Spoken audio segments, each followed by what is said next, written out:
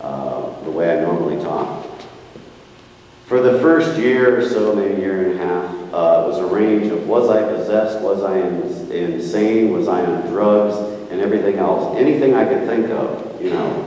And this friend of mine kept saying, don't worry, send me the tapes, I want to hear what they have to say, nothing's wrong, just go with it. Well, I didn't want to go with it, and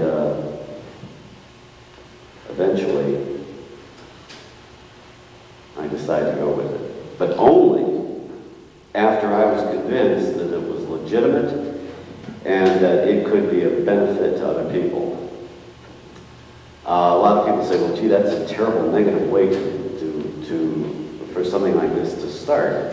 Well, it may be negative for some people, but for me, being a very strong-willed person, being very bullheaded and afraid of the public,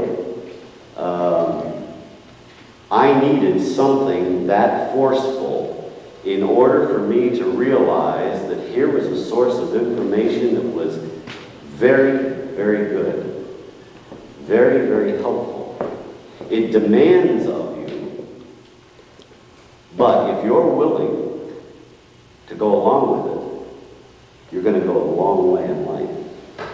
Because what it seeks to do is get you to accept your full potential.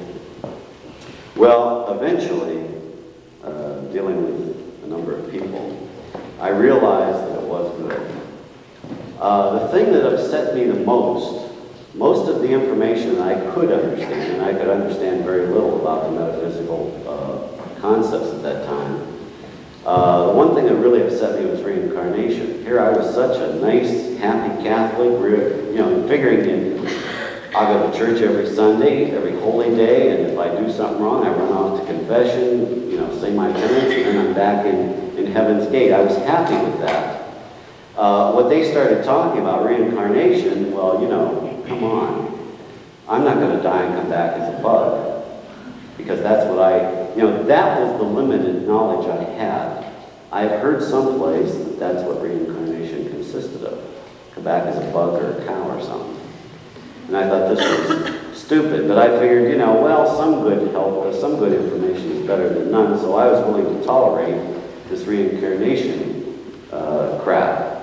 And in the meantime, I had begun associating with other people, and they were very much interested in reincarnation, and it took a process of 3 years of the council talking about it, and these people badgering me. Finally, something hit home, and I could understand reincarnation, and I could accept the principle. That was the hardest thing for me to overcome. The reason why it happened in such a dramatic way is because of my personal nature.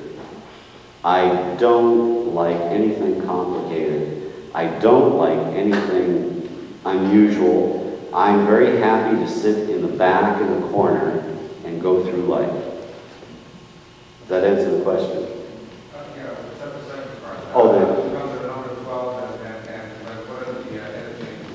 Well, I didn't come up with the number 12.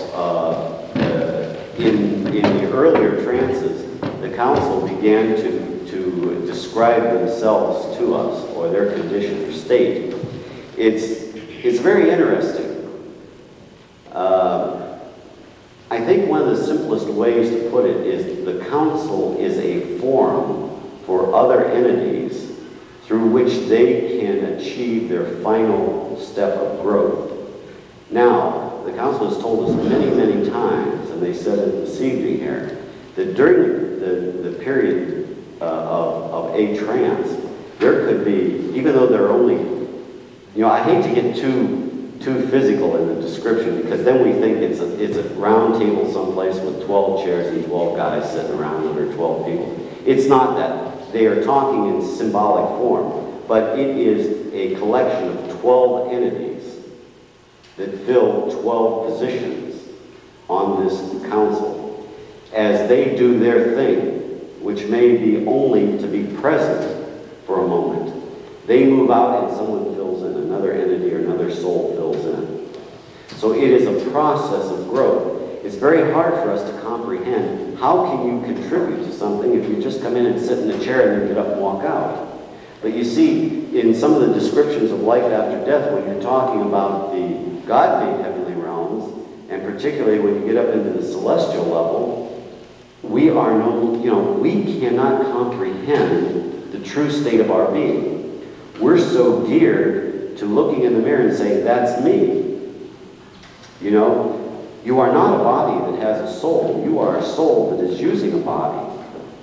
All right? We say that, but it's another thing to really get that up here so that we live that way. We'd all be much happier if we could really get it ingrained and live as though we are souls that utilize a body.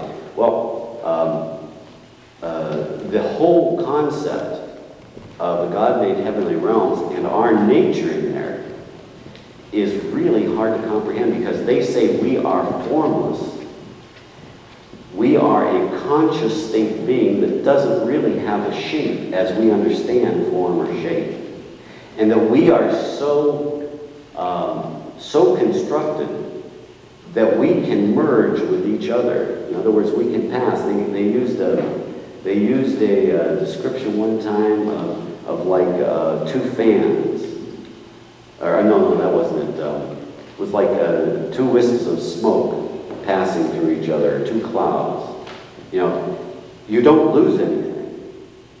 You exchange totally to the degree you wish. Because even in that state, you're able to maintain your individuality and your privacy. In other words, if for some reason there should be something that you wouldn't want to exchange, no one can infringe upon that right.